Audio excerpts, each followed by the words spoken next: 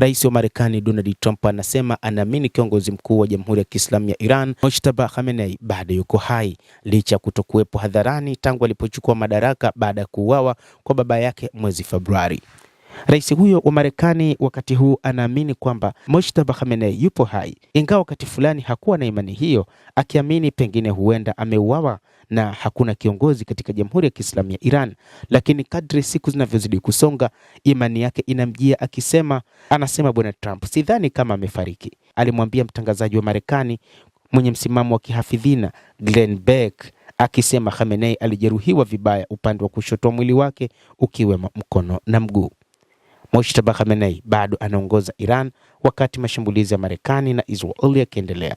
Hata hivyo, kutokuwepo kwake hadharani na kuongezeka kwa ushawishi wa viongozi waandamizi wa jeshi la walinzi wa mapinduzi ya Kiislamu IRGC kumeibua uvumi kuhusu hali yake na uwezo wake wa kuongoza.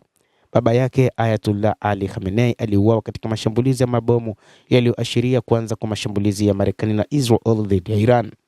Trump amesema mara kadhaa kuwa Marekani inaelekea kupata ushindi dhidi ya Iran, akiamini Iran haina kiongozi, lakini pia Iran haina jeshi imara. Lakini baada ya kushindwa katika mapambano, baadaye akaja kueleza wazi namna ya jeshi la Iran lilivyo. Lakini sasa akiamini kwamba Ayatollah Mojtaba Khamenei bado yupo hai na bado anashikilia viatu vya baba yake.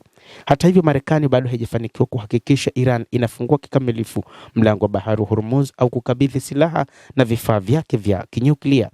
Katika mahojiano hayo, Trump alisisitiza kuwa shinikizo la kijeshi na kiuchumi dhidi ya Iran linaendelea kuleta matokeo. Kila kitu kinaelekea kwenye ushindi mkubwa sasa. Hivi karibuni tutapata ushindi mkubwa hapa, anasema rais huyu wa Marekani. Trump anaamini ushindi wa Marekani utapatikana kupitia vikwazo vya kiuchumi alivyoviweka dhidi ya taifa hilo la Jamhuri ya Kiislamu la Iran. Kuhusu mpango wa Hormuz ambao Iran imezuia kwa kiasi kikubwa usafirishaji wa meli, Trump alisema njia hiyo iko wazi na kwamba meli nyingi sasa zinaruhusiwa kupita.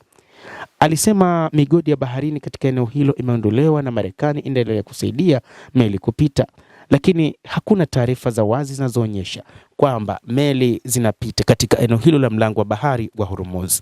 Amesisitiza kuwa Marekani haiwezi kuruhusu Iran kupata silaha za nyuklia, akisema hilo ndio suala muhimu zaidi katika mzozo huo.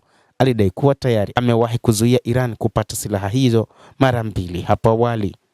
Mtazamaji, hayo ndio ya rais wa Marekani Donald Trump, ambaye wakati huu anaamini Mojtaba Khamenei, mkuu wa nchi ya Jamhuri ya Kiislamu ya Iran, bado yupo hai na kwamba shughuli katika taifa hilo bado zinaendelea na yeye ndio kiongozi mkuu anaendelea kuishikilia nchi hiyo. Endelea kutufuatilia mtazamaji, lakini nikusihi usisahau kulike, usisahau kucomment, kadhalika usisahau kusubscribe channel yetu hii upate habari hizi kwa mapana kupitia The World News.